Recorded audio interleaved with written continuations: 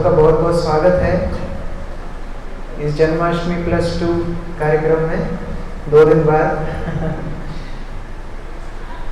जब कृष्णार्पित प्रभु बोल रहे थे तो हमको बहुत डर लग रहा था, क्योंकि ऐसे कोई जब बोल देता है बाद में लोग बोलते हैं ऊंची दुकान फीका पकवान। बोला तो बहुत कुछ, निकला कुछ नहीं।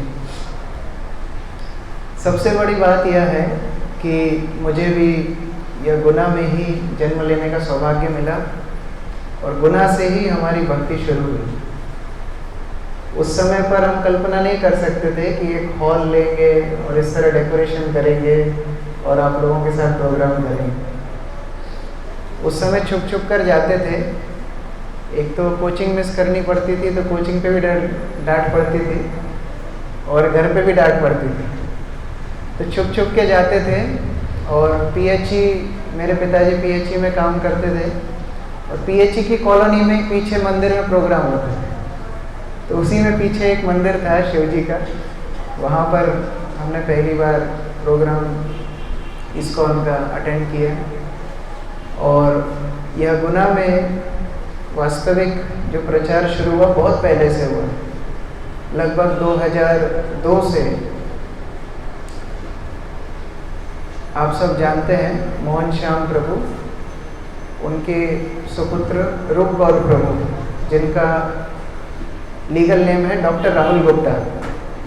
तो वो पहले पूना में पढ़ते थे, वहाँ से कृष्ण भक्त बने और फिर पहला एक्सपेरिमेंट तो व्यक्ति अपने घर पे ही करता है। तो घर पे आकर के जब गुनाह आए तो उन्होंने प्रचार शुरू किया। और उस समय पहले जुड़े थे, पीछे राघव कृष्ण प्रभु हैं और अनिल प्रभु, राघव कृष्ण प्रभु, ये लोग पहले जुड़े थे, सबसे पहले 2002-2003 में। तो कुछ बच्चे मिलकर के कृष्ण कथा करते थे, हमको मालूम भी नहीं था इस्कॉन मतलब होता क्या है। तो पहली बार 2008 में उज्जैन गए, इस्कॉन मंदिर देखा कि अच्छा इस्कॉन ये होता है। हमको लगता था कि प्रभुपाद की पुस्तकें वही इस्कॉन है। तो संगति से इतना अच्छे जीवन हमको मिल गया, यह कल्पना भी हम नहीं कर सकते। एक बार एक राजा चल रहा था और चलते चलते धूल उसके मुकुट में लग गई। तो मुकुट धूल के ऊपर गुस्सा हो गया। हम इतने महंगे मुकुट हैं, सोने के मुकुट हैं, हमारे में मणि लगी हुई है, तुम धूल यहाँ पर कैसे आ गई? तो वो धूल बोलती है कि हमारी इसमें कोई गलती नहीं है। गलती किसकी है? ये वायु की गलती है, पवन हवा की गलती है कि हवा चरणों की धूल को उठा करके मस्तक के मुकुट पर लेकर के चली गई। तो ये जो संग होता है, भगवत संग होता है, इसमें इतनी शक्ति होती है कि कोई व्यक्ति कितना भी नीच हो, कितना भी पापी हो, लेकिन उसको उठा करके वो साधु बना देते हैं। उल्टा भी होता है, जो अच्छी संगति में नहीं होते हैं वो लोग उल्टा अच्छे पद से नीचे गिर जाते हैं। एक बार एक व्यक्ति, पुराना ज़माने की बात थी जब टॉयलेट वगैरह नहीं होती थी, तो व्यक्ति सुबह नित्य क्रिया करने के लिए जंगल में गया लोटा लेके। पहले लोग जंगल में जाते थे, तो लोटा लेकर के गया, उसको जो करना था वो किया। करने के बाद नाक पकड़ के बोलता है, छी कितनी गंदी चीज़ है। तो वो चीज़ बात करती है सामने से कि कल तक तो हम मालपुआ, गुलाब जामुन, कचौड़ी, रसगुल्ला थे, तुम्हारे साथ जब से आए हमारा ये हाल हो गया। तो उल्टा भी होता है, कोई व्यक्ति अच्छी संगति में ऊपर जाता है, कोई दुर्संगति में, गलत संगति में, कुसंगति में नीचे भी गिर जाता है। तो अगर हमारे जीवन में वास्तविक हमको प्रगति चाहिए तो अच्छी संगति रखनी चाहिए। श्रील प्रभुपाद जो इस्कॉन के संस्थापक आचार्य हैं, जब उनसे पूछा गया कि अलग अलग बाबा साधु अलग अलग चमत्कार दिखाते हैं, है ना, कोई कपड़े में से कबूतर निकाल देता है, कोई हाथ में से राख निकाल देता है, अलग अलग जादू लोग दिखाते हैं। आप क्या जादू दिखा सकते हैं? चमत्कार कोई नमस्कार, आप क्या जादू दिखाएंगे? प्रभुपाद बोलते हैं मैंने सबसे बड़ा चमत्कार यह दिखाया है कि मैंने हिप्पियों को हैप्पी बना दिया। हिप्पी अमेरिका में उस समय पर ऐसे युवक थे जिन्होंने सारी गंदी आदतों को अपना जीवन बना लिया। व्यभिचार करना, नशा करना, जुआ खेलना, अवैध संग करना, सारी गंदी आदतें उनके अंदर थी। और उनका एक स्लोगन था कि एनीबडी अबव 40 इज ए फूल। जो भी 40 साल की उम्र से ज़्यादा का व्यक्ति है उसकी बात सुनना ही नहीं, वो पागल है। तो माता पिता को छोड़ के, घर छोड़ के नग्न घूमते थे सड़कों पर। ऐसे लोगों को प्रभुपाद ने क्या सिखाया? 4 नियम सिखा दिए कि अवैध संग नहीं करना, मांसाहार नहीं करना, अवैध स्त्री संग नहीं करना, जुआ नहीं खेलना, नशा नहीं करना, और प्रतिदिन हरे कृष्ण महामंत्र का जप करना, और वैदिक वेशभूषा पहनना, सिर मुंडवाना और भगवद गीता का प्रचार करना। अमेरिका की जो सरकार थी, अमेरिका की सरकार ने मिलियंस ऑफ डॉलर्स खर्चा कर दिया इनको सुधारने के लिए, लेकिन एक भी हिप्पी चेंज नहीं हुआ। लेकिन प्रभुपाद 40 रुपए लेकर के अमेरिका गए, भारत से भगवद गीता भागवतम की शिक्षा लेकर के, और ऐसे लोगों को भी कृष्ण भक्त बना दिया। और उन हिप्पियों ने जाकर के पृथ्वी के कोने कोने में कृष्ण भक्ति फैला दी। हम लोगों ने अभी आज़ादी का अमृत महोत्सव बनाया है, हर घर तिरंगा लगाया है, बहुत अच्छी बात है। लेकिन हम लोग बोलते कुछ और हैं, करते कुछ और हैं। हम लोग क्या बोलते हैं? स्वदेशी, मेरा भारत महान। लेकिन सुबह रोज उठ करके क्या पीते हैं? सबसे प्रिय ऑक्सीजन नहीं मिले चलेगा, चाय पहले मिलना चाहिए। ये चाय कहां से आई है? स्वदेशी है चाय? किन किन को पता है चाय कहां से आई? किसको पता है माता जी? चाइना से चाय आई है। ये चीन भारत का सबसे बड़ा शत्रु। अगर आपको वास्तविक स्वदेशी बनना है, सबसे पहले चाय छोड़िए। हम बोलते हैं हम स्वदेशी हैं, लेकिन चाय पीते हैं। तो प्रभुपाद को पता था कि ये भारतीय लोग इंपोर्टेड माल पे बड़ा विश्वास करते हैं। आप किसी मित्र को कोई गिफ्ट दीजिए, वो गिफ्ट पे लिखा होगा मैन्युफैक्चर्ड इन गुना, कितना अप्रिशिएट करेगा वो। और अगर वही गिफ्ट पे लिखा होगा मैन्युफैक्चर्ड इन जर्मनी, बोले हाँ ये अच्छी गिफ्ट दिए लाकर। तो भारतीयों को इतने सालों की, इतनी सदियों की आक्रांताओं के द्वारा जो हमारे ऊपर गुलामी थोपी गई थी, एक चीज हमारे दिल में, हमारे दिमाग में बैठ गई है। क्या? कि स्वदेशी चीज खराब है और विदेशी चीज अच्छी है। तो प्रभुपाद ये मानसिकता भारतीयों की जानते थे। तो प्रभुपाद ने क्या किया? यही भक्ति जो हमारी वास्तविक संस्कृति है, यही भक्ति जो हमारे घरों में दादी नानी बच्चों को कहानियों में सुनाती थी, यही भक्ति को प्रभुपाद अमेरिका ले गए और वहां से भक्त बना के इंडिया में लाए इंपोर्टेड वैष्णव। ये इंपोर्टेड भक्त देख करके लोग 10-10, 15-15 हजार लोग प्रभुपाद का प्रवचन सुनने आते थे। और पहले बेचारे प्रभुपाद 40 साल तक प्रचार करने का प्रयास करते रहे, एक भक्त बना, वह भी पूर्ण रूप से समर्पित नहीं। तो यह हमारी स्थिति है। इसीलिए वास्तविक चमत्कार यदि देखना है तो जीवन में परिवर्तन आना चाहिए। एक बार तुकाराम महाराज कथा कर रहे थे, कीर्तन कर रहे थे, महाराष्ट्र के बहुत प्रमुख संत हैं। तो वो अभंग गाते थे, भगवान के भजन गाते थे। तो ऐसा ही कार्यक्रम शायद होगा और वह अभंग गा रहे थे। अब 1 घंटा तो फिर भी चलता है, 2 घंटा होते हैं तो पेट में कुछ कुछ होने लगता है, 3-4 घंटे होंगे तो धीरे धीरे से लोग सरकने लगेंगे, और 5-6 घंटे हो जाएंगे तो माइक वाला भी छोड़ जाएगा कि भैया हो जाए तो बंद करके चले जाना।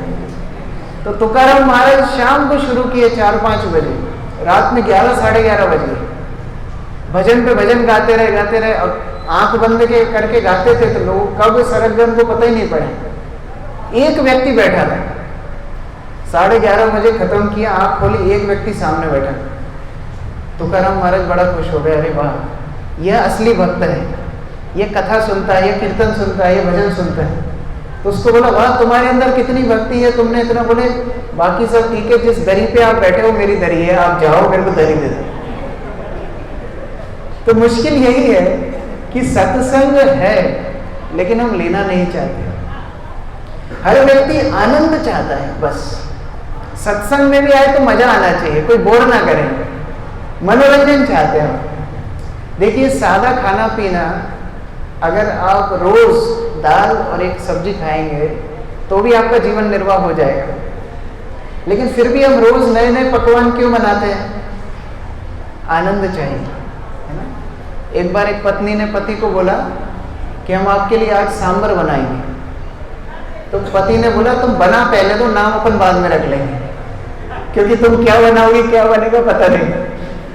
तो ऐसे ही लोग नए नए पकवान क्यों बनाते हैं? क्योंकि वो आनंदित होना चाहते हैं।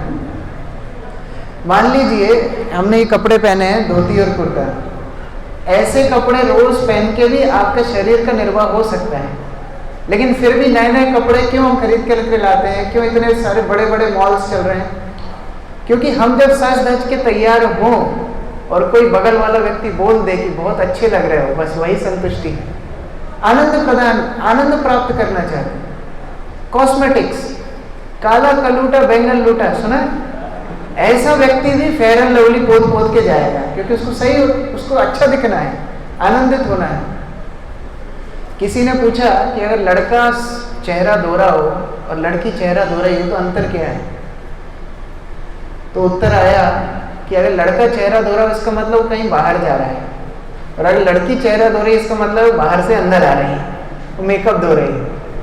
तो हर व्यक्ति सुंदर दिखना चाहता है, हर व्यक्ति अच्छा खाना चाहता है, हर व्यक्ति अच्छा पहनना चाहता है, हर व्यक्ति अच्छे लोगों के साथ रहना चाहता है। बात केवल एक ही है कि हर व्यक्ति आनंद चाहता है। ये भौतिक संसार में कोई भी व्यक्ति खुश नहीं है, हर व्यक्ति खुशी आनंद ढूंढ रहा है, और जिस चीज की ज्यादा डिमांड होती है उसके विक्रेता भी उतने ही होते हैं। बिजनेस मतलब क्या है? Demand and supply. जहाँ डिमांड ज्यादा वहाँ सप्लाई ज्यादा, वहाँ ज्यादा विक्रेता। हर व्यक्ति खुशी बेचने में लगे हुए हैं। जिन अभिनेताओं अभिनेत्रियों के जीवन में इतनी तकलीफें, इतना दुख दर्द है कि कोई सुसाइड करके मरता है, कोई कुछ करके मरता है, उनकी शादियां भी नहीं टिकती, वो लोग आकर के आपको सिखाते हैं कि यह क्रीम लगा लो आप खुश हो जाओ, यह पापड़ खा लो आप खुश हो जाओ, और व्यक्ति खरीदते भी हैं। एक बार एक व्यक्ति मर के यमराज के पास गया।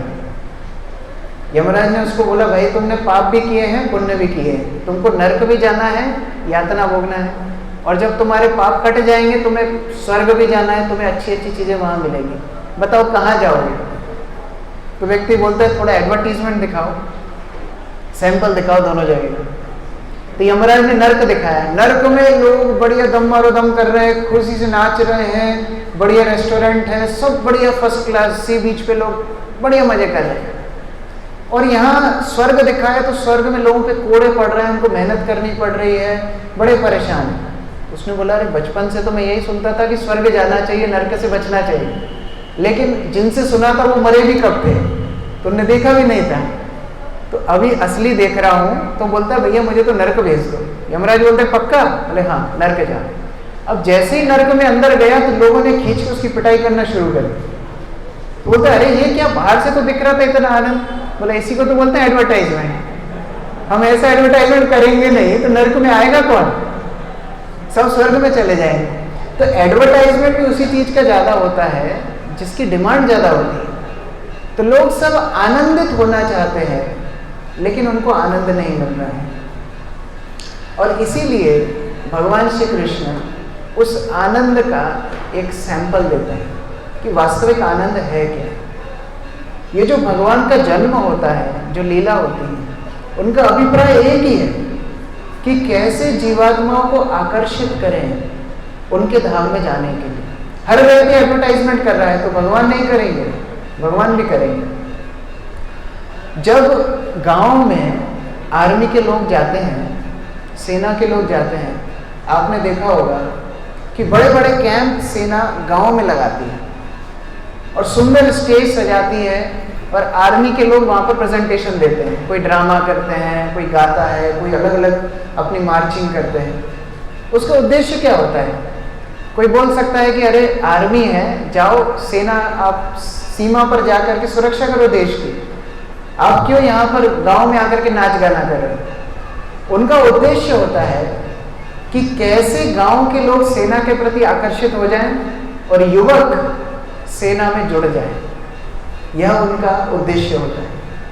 उसी प्रकार भगवान भी इस पृथ्वी पर आकर के अपनी लीला क्यों करते हैं, जिससे हम उनके प्रति आकर्षित हो जाएं और हम उनकी भक्ति करने के लिए उत्सुक हो जाएं। यही एकमात्र कारण है। लोग बोलते हैं कि अरे कंस हुआ, रावण हुआ, हिरण्यकश्यप हुआ, हिरण्याक्ष हुआ, इनको मारने के लिए भगवान आए। भगवान को मारने की जरूरत नहीं, भगवान हृदय में बैठे हैं। एक आर्टरी ब्लॉक करेंगे, हिरण्यकश्यप को हार्ट अटैक आ जाएगा।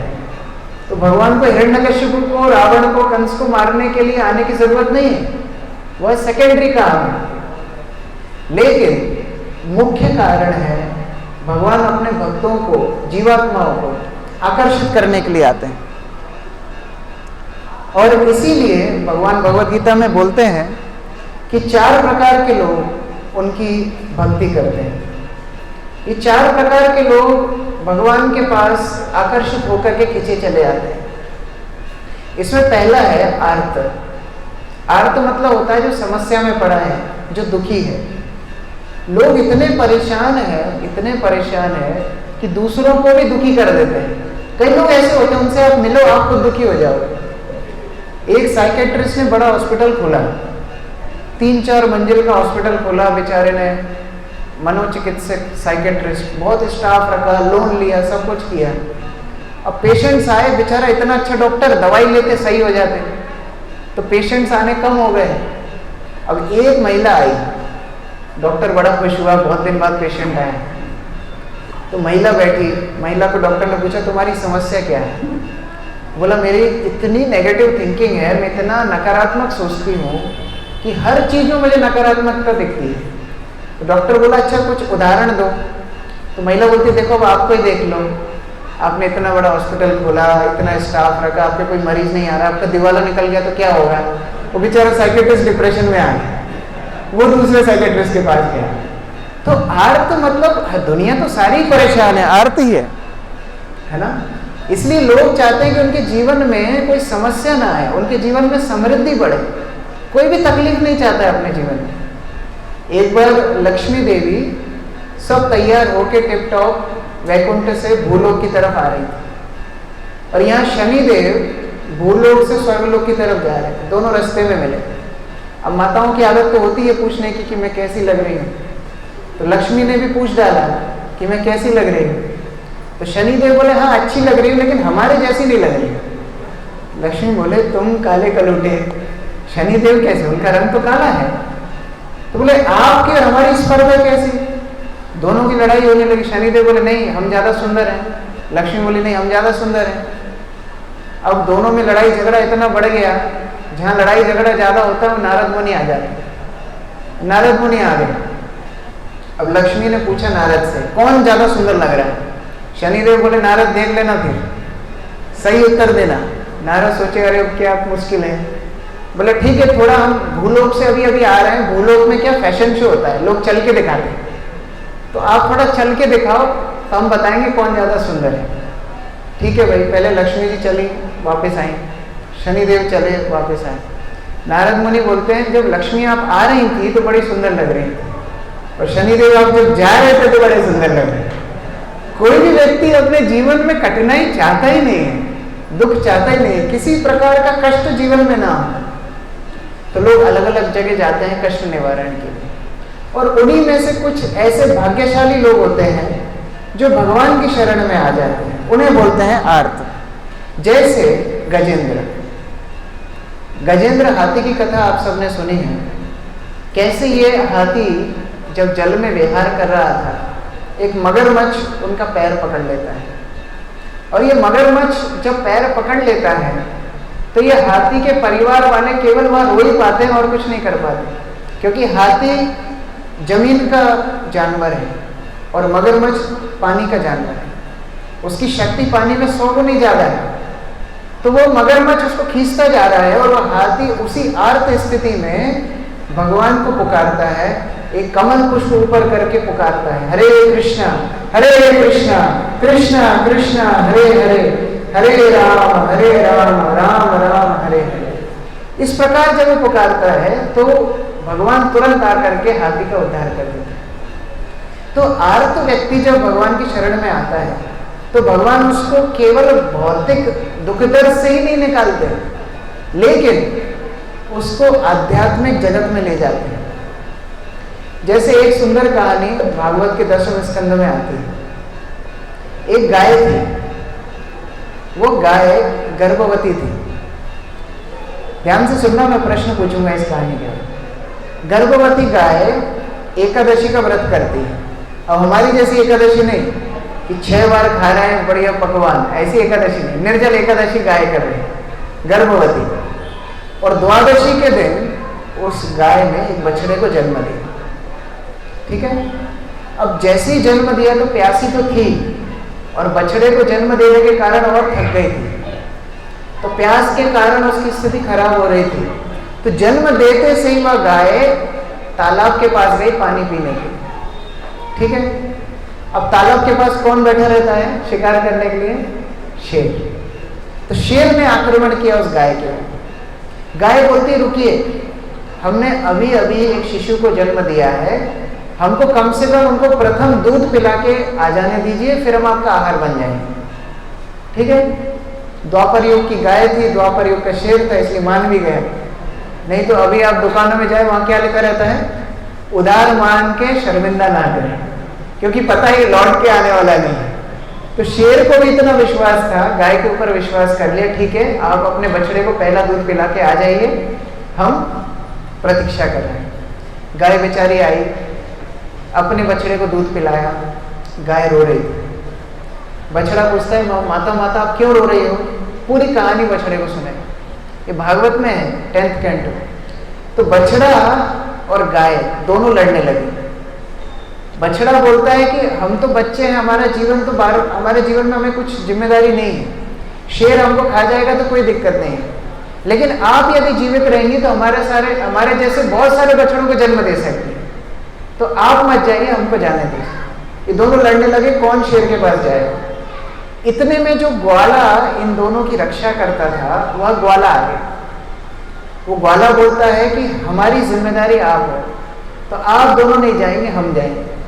तीनों लड़ने लगते हैं। क्या डिसीजन होता है? तीनों ही चले जाते हैं। अब शेर तो बड़ा खुश हो जाता है, बाय 1 गेट 2 फ्री सेल। एक को खाना था, 2 एक्स्ट्रा आ गए।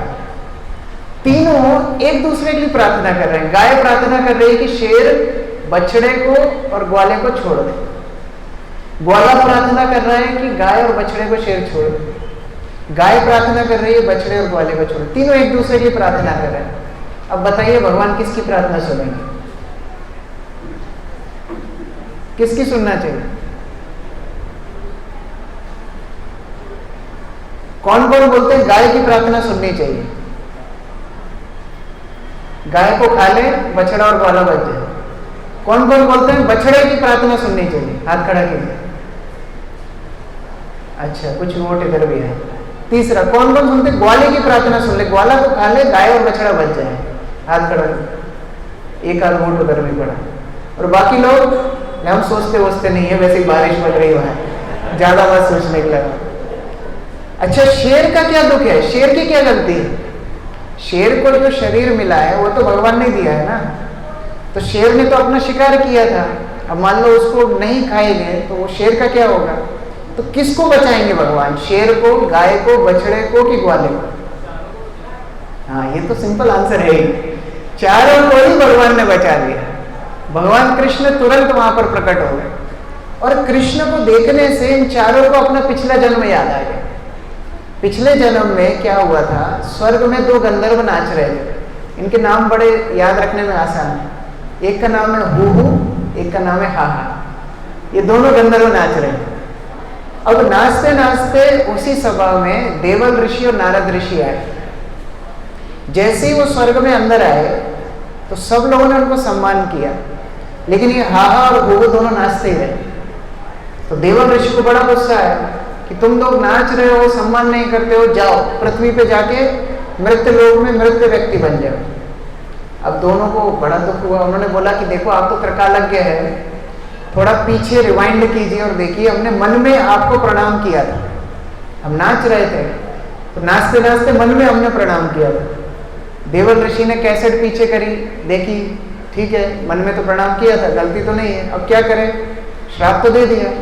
तो देवल ऋषि बोलते हैं आपको तो श्राप दे दिया, वापस नहीं होगा, लेकिन हमने गलत श्राप दिया इसलिए हम भी पृथ्वी लोक पे जाएंगे, और ये नारद जी ने हमको रोका नहीं, ये भी जाएंगे, और पृथ्वी ये सब देखती रही, वह भी जाएगी। तो वो गाय पृथ्वी बनी और देवल ऋषि बछड़े बने, नारद ग्वाले बने, और जो हुहू था वह शेर बने। तो जैसे ही कृष्ण आए सबको अपना प्राकृतिक रूप याद आ गया। बोले कहां हम लड़ाई झगड़े में लगे हैं, हम तो स्वर्ग से शराब के लिए आए हैं, चलो वापस चलते हैं। अब आप पूछेंगे हाहा का क्या हुआ? प्रश्न है ना, हाहा और हुहू दो तो थे। हाहा वो मगरमच्छ था जिसने हाथी को पकड़ा था, आपको कहानी सुनाई। तो सारे लोगों को एक साथ खुश करने की क्षमता है भगवान श्री कृष्ण में। अभी जैसे मैं प्रवचन दे रहा हूं, मैं एक व्यक्ति को देख रहा हूं, फिर दूसरे को देख रहा हूं, फिर तीसरे को देख रहा हूं, प्रयास कर रहा हूं सबको देखूं, फिर भी दो चार ऐसे निकलेंगे, बोलेंगे इतना अहंकारी लड़का था, हमारी साइड एक बार भी देखा नहीं। अरे भाई क्षमता ही नहीं है हमारी, सबको खुश करने की क्षमता केवल एक ही व्यक्ति में है, जो है भगवान श्री कृष्ण। आप गर्दन भी काट देंगे लोगों के लिए तो लोग यही बोलेंगे थोड़ी थोड़ी टेढ़ी कटी है, थोड़ी सीधी काटते तो अच्छी होती, कोई खुश नहीं होने वाला है। लेकिन आर्त व्यक्तियों को एकमात्र सहारा कौन है? भगवान श्री कृष्ण। दूसरी कैटेगरी है अर्थार्थी। अर्थार्थी कौन होते हैं? हम मैक्सिमम लोग अर्थार्थी होते हैं। सुख संपत्ति घर आवे, कष्ट मिटे तनक। 50 पैसे का कपूर और मांग ली 2 करोड़ की संपत्ति। अर्थार्थी, अर्थ की आसक्ति में भगवान के पास जो लोग आते। अच्छा, मंदिर भी वही फेमस होते हैं जब मन्नतें पूरी होती है। हर कोई व्यक्ति नहीं जाता है। जब मन्नत ही पूरी नहीं हो रही, हमारे नारियल बेकार जा रहे हैं, जाने से फायदा क्या है? अच्छा, माता पिता भी बच्चों को बड़ा करते हैं, उनके प्रति भी एक अपेक्षा होती है, हर व्यक्ति की अपेक्षा होती है। भगवान के पास आदमी जाता है तो अपेक्षा से जाता है। जैसे जब शाहजहां अपना राज्य कर रहे थे, उनके पुत्र ने क्या किया, शाहजहां को पकड़ के जेल में डाल दिया। औरंगजेब खुद तख्त पर बैठ गया। 10-12 दिन शाहजहां को खाने पीने नहीं दिए। 10-12 दिन तक शाहजहां भूख प्यास से तड़पता रहे। औरंगजेब उनसे मिलने गया 10-12 दिन बाद, और बाहर से ही पूछता है कि पिताजी कैसा लग रहा है? पिताजी तो नहीं बोलता होगा, अब्बू अब्बू कैसा लग रहा है? तो शाहजहां हंसने लगे। औरंगजेब बोलता है शायद भूख प्यास से पिताजी का सिर खराब हो गया। क्या बात है, हंस क्यों रहे हो? शाहजहां बोलता है हर माता पिता अपने बच्चे को बड़ा करते हैं यह सोच के कि वह उनकी देखभाल करेगा। मैं कैसे मजहब में अपना जन्म प्राप्त किया हूं कि जीते जी तुमने मुझे इस तरह कालकोठरी में डाल दिया और 10-12 दिन खाने के लिए नहीं दिया। हमारे मजहब से लाखों करोड़ों गुना अच्छा है वो सनातन धर्म, जहां माता पिता के जाने के बाद भी प्रतिवर्ष बेटा पिंडदान करता है। इस प्रकार शाहजहां भी पहचान पाया कि वास्तविक सनातन संस्कृति क्या है, जहां हम व्यक्ति को देना सीखते हैं। लेकिन अर्थ इतना प्रिय है व्यक्ति को कि देना छोड़ो, लेने में हमारी आसक्ति हमेशा रहती है। भगवान को भी हम नहीं छोड़ते, भगवान से भी हम लेना चाहते हैं, बस लेना चाहते हैं। मान लीजिए आपका कोई मित्र हो जो केवल आपसे मांगता है, तेरी गाड़ी दे दे, तेरी बाइक दे दे, तेरा बैग दे दे, तेरी दुकान दे दे, तेरा घर दे दे। अरे भाई तू सब कुछ ही मांगता रहेगा, कभी देगा भी। तो भगवान के पास लोग केवल मांगने के लिए आते हैं, कुछ देना नहीं चाहते। अर्थ इतना प्रिय है, पैसा इतना प्रिय है, लोग बोलते हैं हमारी जान ले लो लेकिन पैसा मत मांगो बस। एक व्यक्ति था दानचंद, उसका नाम ही था दानचंद। तो नाम से तो लगता है कि बहुत दान करता होगा, लेकिन एक नंबर का मक्खी चूस था। आप जानते हैं ना, कंजूस मक्खी चूस। मक्खी चूस क्या होता है, मुझे बड़ा मजा आता है, मैं सब जगह सुनाता हूँ, जहाँ जाता हूँ वहाँ सुनाता हूँ। मक्खी चूस क्या होता है, जैसे मान लो आप दूध पीने वाले थे, उसमें मक्खी गिर गई, तो आप क्या करेंगे, नहीं नहीं दूध गंदा हो गया, दूध फेंक दो, है ना। जो कंजूस होगा वो क्या करेगा, मक्खी निकाल के दूध पी लेगा। लेकिन जो महाकंजूस होगा वो क्या करेगा, जो मक्खी के कपड़ों में थोड़ा दूध लग गया ना, वो भी उसको बर्दाश्त नहीं होगा, वो मक्खी निकालेगा, पहले मक्खी को चूसेगा और फिर दूध पी जाएगा। ऐसा बोलते हैं कंजूस मक्खी चूस। तो ऐसा दानचंद कंजूस मक्खी चूस था। अब उसकी पत्नी ने बोला कि तुमने जीवन में कोई दान धर्म किया नहीं है, इतनी कंजूसियत तुमने करी है, जिसका पैसा देना था उसका भी नहीं दिया, तुम थोड़े पाप शुद्ध करने के लिए जाओ। क्या करें, बोले गंगा में नहा के आओ। अब गंगा घर से थोड़ी दूर थी, लेकिन ये कभी जाता ही नहीं था। पत्नी ने पूछा गंगा जाओ, बोला नहीं गंगा नहीं जाऊंगा। क्यों नहीं जाओगे, बोले वहां बहुत पंडे मिलते हैं और पंडा जैसे ही मिलेगा पैसा मांगेगा, तो ये महा मुश्किल से बचने के लिए मैं जाता ही नहीं। बोला नहीं एक काम करो, पत्नी भी ऐसी थी राम मिलाई जोड़ी, पत्नी बोलती है एक काम करो तुम मरघट वाले घाट पे जाओ, वहां कोई नहीं मिलेगा, जहां मुर्दों को जलाते हैं वहां जाओ। ये दानचंद उठ के सुबह सुबह एकदम सूर्योदय के पहले चला गया मरघट वाले घाट। अब वहां जैसे ही नहाने के लिए अंदर गया, पानी में डुबकी मारी, बाहर निकला, वैसे ही एक पंडा सामने, यजमान की जय हो, लाओ दक्षिणा। दानचंद ने बोला अरे तुमसे बचने के लिए तो यहाँ आया, तुम लोग यहाँ भी रहते हो क्या? पंडा बोला हम यहीं पर बैठते हैं, हमको मालूम है कोई कोई यहाँ पर ऐसे तुम जैसे लोग आएंगे, तो दान मांगने यहीं पर बैठते हैं। उसने बोला हम कोई दान वान नहीं देते। बोले ठीक है फिर पानी में खड़े रहो, बाहर नहीं निकलने देंगे। अब बेचारे को ठंड लगने लगी, क्या करें। दानचंद बोलता है ठीक है दान देते हैं। पंडा आ गया, दानचंद बोलता है उधार देते हैं दान। पंडा ने कहा चलो उधार भी ठीक है, कितना दान दोगे उधार? बोले 1 पैसा उधार। पंडा ने वो महाकंजूस मिलाया आज, ठीक है वह भी स्वीकार किया। दानचंद अपने घर पे आया, ऐसे गीला निकल, कपड़े भी नहीं पहने, कपड़ा उठाया गीला भाग करके घर आया, किवाड़ लगा के पत्नी को बोलता है आज इतनी भयंकर मुश्किल से छूट के आया। बोले क्या हुआ, सांप मिला, बिच्छू मिला, अजगर? नहीं, पंडा मिल गया और दान मांग रहा था मेरे से, तो बच के आया हूं जान बचा के। जैसे ही अंदर कपड़े पहनने के लिए गया, वैसे ही दरवाजे पर यजमान की जय हो, पंडा आ गया ढूंढते हुए। अब ये पत्नी गई, पूछा क्या हुआ? बोला 1 पैसे की उधारी करके आए पिताजी, पति आपके, लाइए 1 पैसा दक्षिणा। पत्नी अंदर गई, बोले वो आ गया पीछे से पंडा, 1 पैसा मांग रहा है, क्या करना है? बोला एक काम करो, हमें बीमार है ऐसा बोलते। और पत्नी रोते रोते आई, अरे क्या बताएं हमारे पति को इतनी ठंड लग रही है, ठिठुर रहे हैं, 5-5 कंबल डाल दिए, फिर भी कुछ हो नहीं रहा, ऐसी मुश्किल पड़ गई, कहाँ नहाने गए थे, क्या हुआ पता नहीं। पंडा बोलता है हमारे यजमान बीमार और हम चले जाएं ऐसा कैसे होगा, यहीं बैठ के हवन करेंगे जब तक आपका पति ठीक नहीं हो जाते, बस खाने पीने की व्यवस्था कर देना। और पत्नी फिर अंदर गई, बोले ये तो मुश्किल बढ़ती जा रही है, अभी खाने पीने इसको देना पड़ेगा, 1 पैसे की तुम उधारी करके आए, यज्ञ करने की भी बोल रहा है, क्या करें? दानचंद बोलता है एक काम करो, बोल दो मर गए। अब वो गया, बेचारी पत्नी जाके रोने लगी, झूठे आंसू निकाले, बोले क्या हमारे पति एकमात्र सहारा हमारे मर गए, अब मैं विधवा हो गई, इस प्रकार से रोने लगे। यजमान बोलते बेचारी अकेली महिला, तुम कहाँ भटकोगी, क्रियाक्रम तो हम ही करेंगे। अब वहीं बैठ गया, पूरे गांव को बुला करके लेके आए कि दानचंद की मृत्यु हो गई, अब बेचारे का क्रियाक्रम करना है। पत्नी रो रही, बोले अब तो ये सीरियस होता जा रहा है, मजाक ज्यादा बढ़ गया आगे, तो रोने लगी कि नहीं नहीं ये मरे नहीं है, मरे नहीं है। बोले हर पत्नी को ऐसे ही लगता है कि उसका पति मरा नहीं है, पकड़ो इसको दूर हटा।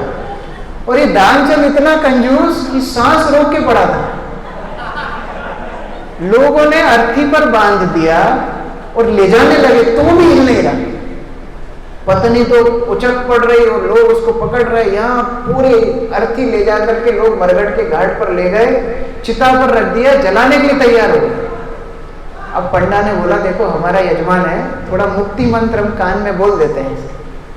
तो कान में आकर के दानचंद बोलता है ये पंडा बोलता है, बेटा दान चल, हमको मालूम है तुम जिंदा हो, तुम मरे नहीं, लेकिन मानना पड़ेगा तुम्हारी दृढ़ता को, तो अब तुम हमसे मांग लो क्या देना है, हम तुमको दे देते।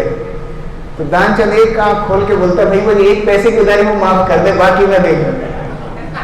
इतना अर्थ के प्रति आसक्ति लोगों की है, और उसी आसक्ति के चलते लोग भगवान के पास में आते हैं, और जो भगवान उनको पैसा दे देता है और उसकी पूजा करते हैं, और भगवान कृष्ण तो पैसा वैसा देते नहीं। इनका कैलकुलेशन उल्टा है। इनका कैलकुलेशन क्या है, यस्याहम अनुगृणामि हरिष्येत धनम शनै। ये बोलते हैं जिसको मैं ज्यादा प्यार करता हूं, बोलना चाहिए क्या कृष्ण और मित्रों? नहीं, बता देता हूं।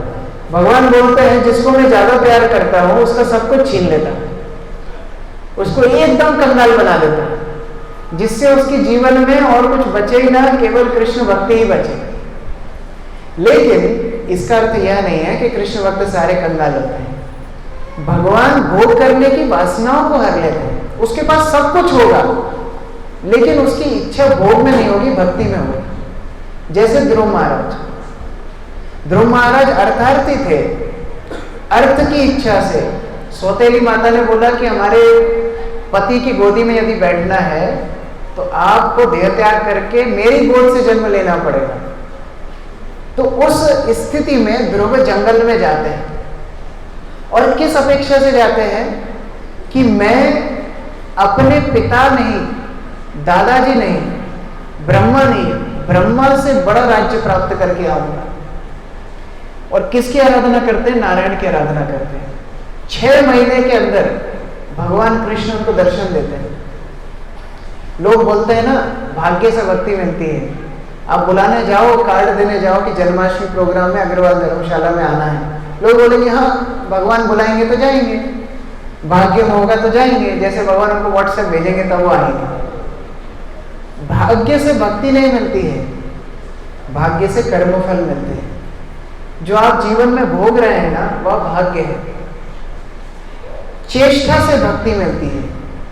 जिसने अपनी भक्ति में तीव्रता दिखाई है, जिसने अपनी भक्ति में थोड़ा कष्ट सहा है, जो बारिश में भीग के कथा सुनने आया है, उसको भक्ति मिलती है।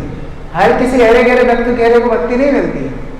6 महीने के अंदर ध्रुव महाराज ने भगवान को प्राप्त किया, और जब भगवान सामने आ गए, भगवान बोलते हैं बेटा ध्रुव मांगो क्या चाहिए। ध्रुव बोलता है अब कुछ नहीं चाहिए। जब हमको साक्षात पारस मणि मिल गई है तो कांच के टुकड़ों के पीछे क्यों भागेंगे? अब हमको कुछ भी नहीं चाहिए। भगवान बोलते हैं तुम्हें तो नहीं चाहिए, लेकिन एक मुश्किल है, अगर हमने आपको कुछ दिया नहीं ना तो गुनाह के लोग माला करना छोड़ देंगे, बोलेंगे कि भगवान कुछ नहीं देते, तो इसलिए तुम्हें नहीं चाहिए लेकिन फिर भी मैं तुम्हें दूंगा। ब्रह्मा की भी मृत्यु होती है, ब्रह्मलोक भी प्रलय में ध्वंस होता है, लेकिन भगवान ने अपना वैकुंठ का एक टुकड़ा मृत लोक में ला करके स्थापित किया, ध्रुव लोक, और ध्रुव को दिया। आप जो ध्रुव तारा देखते हैं वो कभी भी उसका क्षय नहीं होता, प्रलय नहीं होती। हर तारे नक्षत्र आकाश में घूमते रहते हैं, ध्रुव तारा एक ही स्थान पर रहता है। तो ध्रुव को भगवान ने यह क्यों दिया? जिससे लोगों के अंदर आसक्ति रहे कि हाँ अगर कुछ चाहिए भी, अर्थ भी चाहिए तो भगवान के पास आना है।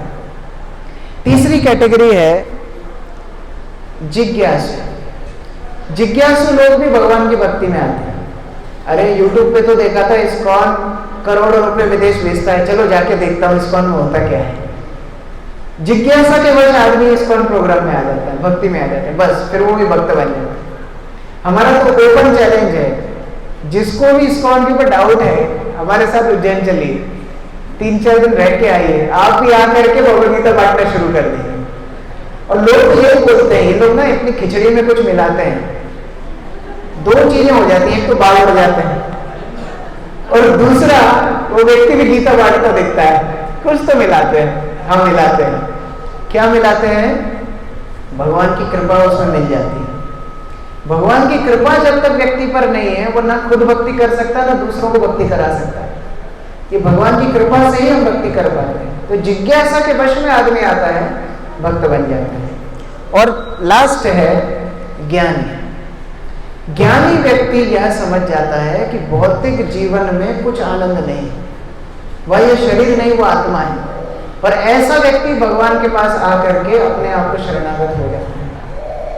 भगवान उसको सबसे ज्यादा प्रेम करते हैं। बाकी पहले 3 जो हमने चर्चा की है उनके साथ मुश्किल क्या है, अर्थ की समस्या समाधान गायब,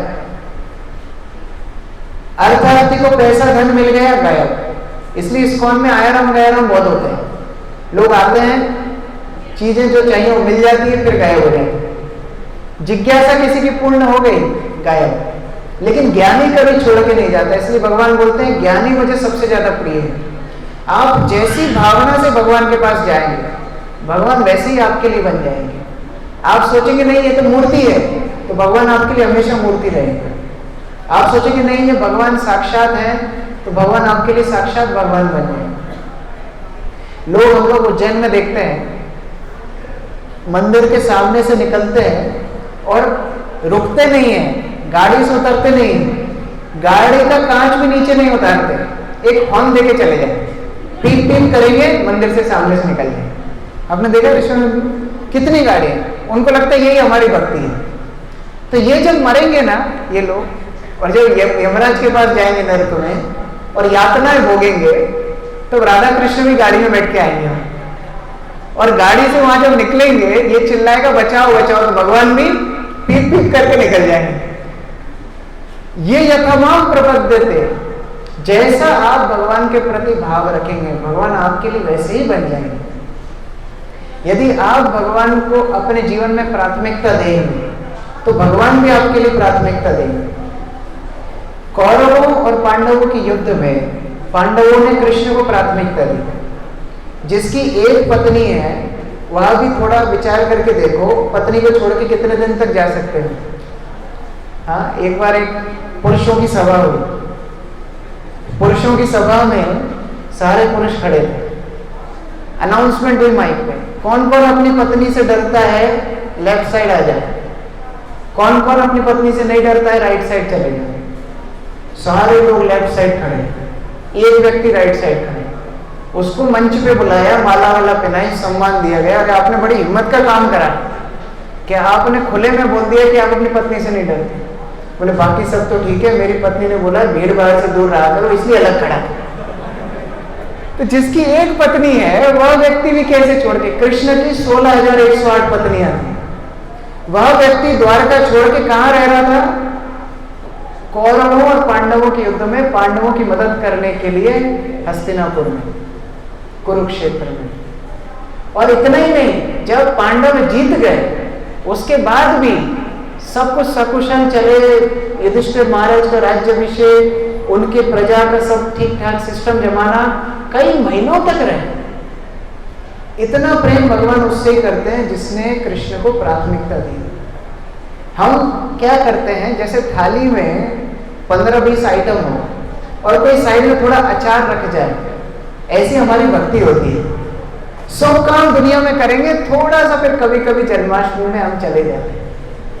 लेकिन भगवान ऐसी भक्ति ठीक है, लेकिन प्राथमिकता किसको देंगे भगवान? जिनने जीवन में भगवान को प्राथमिकता दी। और भगवान को प्राथमिकता देना कोई कठिन काम नहीं। पहले पुराने युगों में, सत्ययुग में लोगों को हजारों साल तपस्या करनी पड़ती थी। त्रेता युग में लोगों को बड़े बड़े यज्ञ करने पड़ते थे। द्वापर युग में लोगों को बड़ा बड़ा मंदिर बना करके अर्चा विग्रह की आराधना करनी पड़ती थी।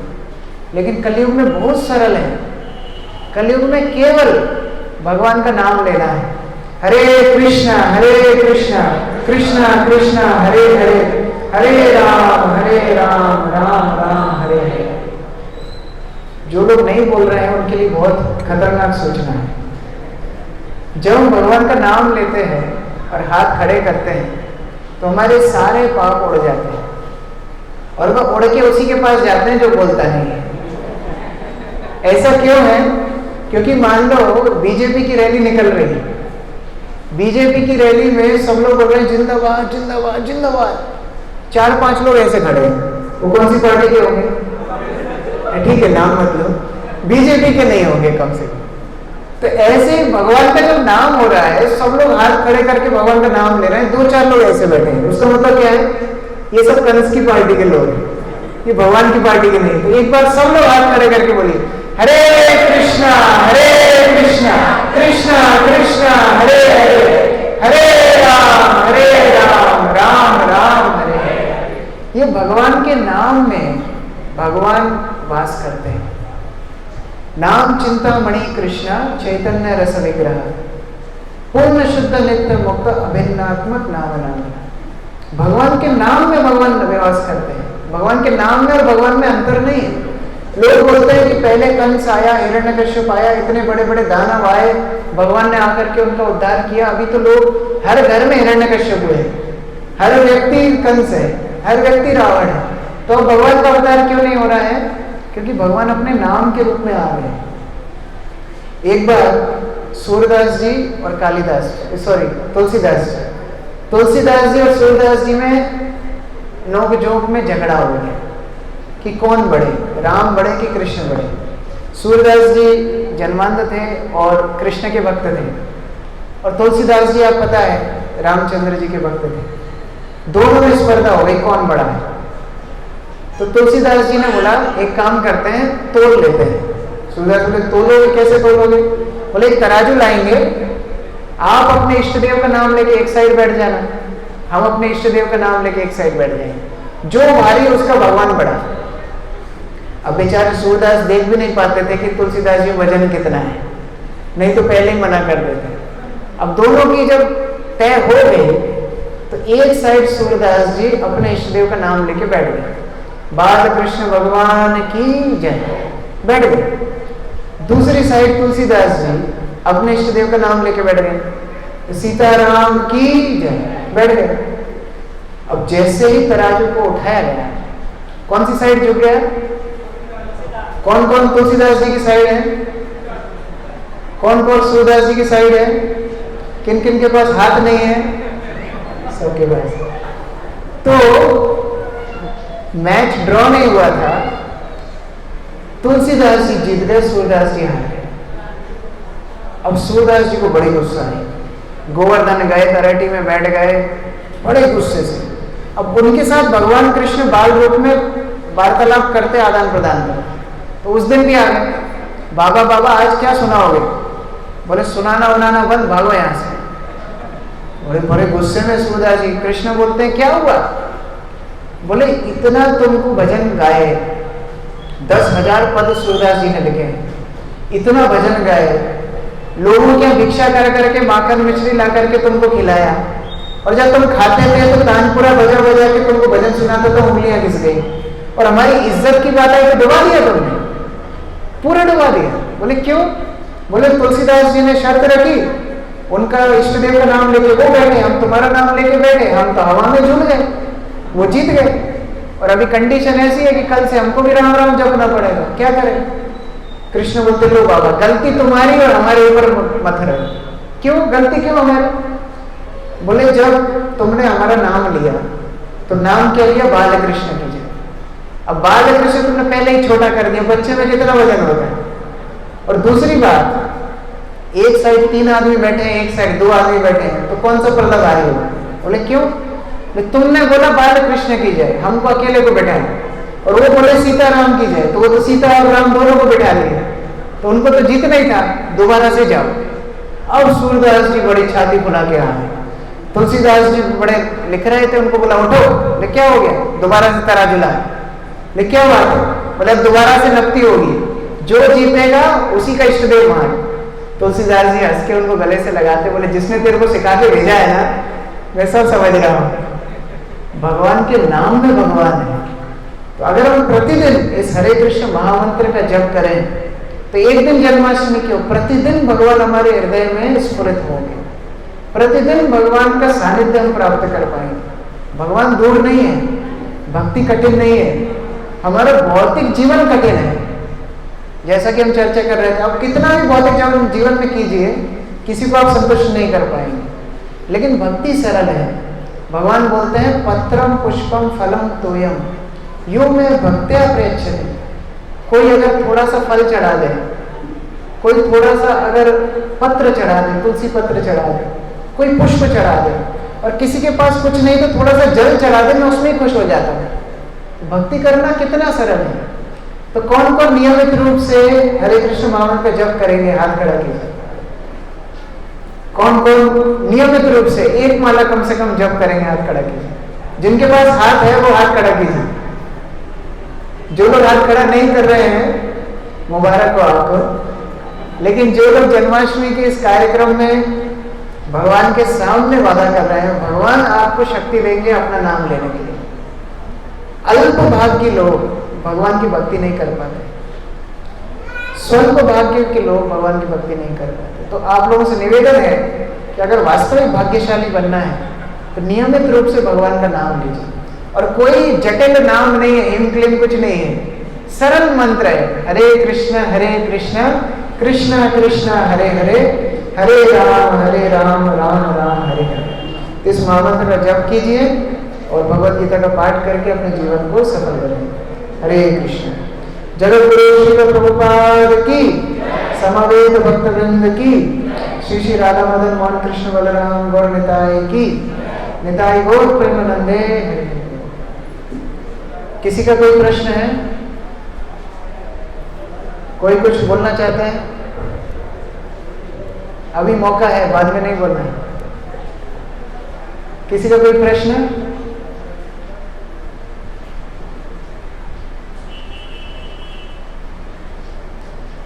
दो परिस्थितियों में प्रश्न नहीं होते हैं। एक, या तो सब कुछ समझ में आ गया हो, और या फिर कुछ भी समझ में ना आया हो। ठीक है, पहले वाली कंडीशन मानते हैं। हरे कृष्ण। Next programme. तो कृष्णार्पित लोग बोल रहे हैं कलयुग के लोगों का विश्वास नहीं करना चाहिए। यहाँ पर तो हाथ खड़ा कर दिया, लेकिन घर जाके क्या करेंगे मालूम नहीं। तो हम सब लोग एक माला साथ में हरिनाम जप करेंगे, उसके बाद एक सुंदर भजन गाएंगे और फिर आगे का कार्यक्रम बढ़ाएंगे। तो आप सबके पास प्रश्न है, दोनों हाथ उठा के ही हरे कृष्ण क्यों बोलते हैं?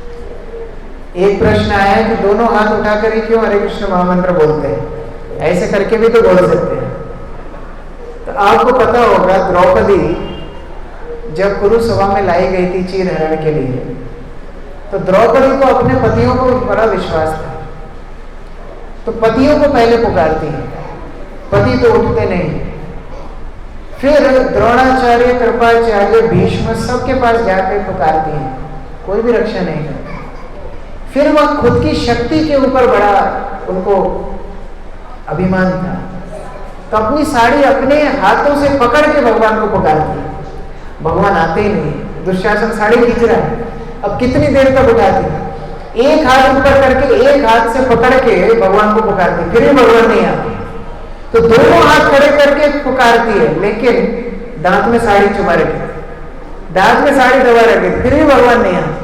जब सब कुछ छोड़ के दोनों हाथ खड़े करके बुलाती है, हरे कृष्ण कृष्ण कृष्ण हरे हरे, हरे राम राम राम हरे हरे, तब भगवान आकर के बचाते हैं। मान लो कोई व्यक्ति डूब रहा हो और डूबते डूबते ऐसे हाथ रखेगा, तो क्या होगा? कौन बचाएगा? दोनों हाथ ऊपर करता है, जब कोई तैराक आकर के उसका हाथ पकड़ के उठाता है। तो उसी प्रकार हम संसार में डूब रहे हैं, दोनों हाथ खड़े करके जब भगवान को पुकारते हैं, भगवान हमारी प्रार्थना और सचेतना से सुनते हैं। और कोई प्रश्न?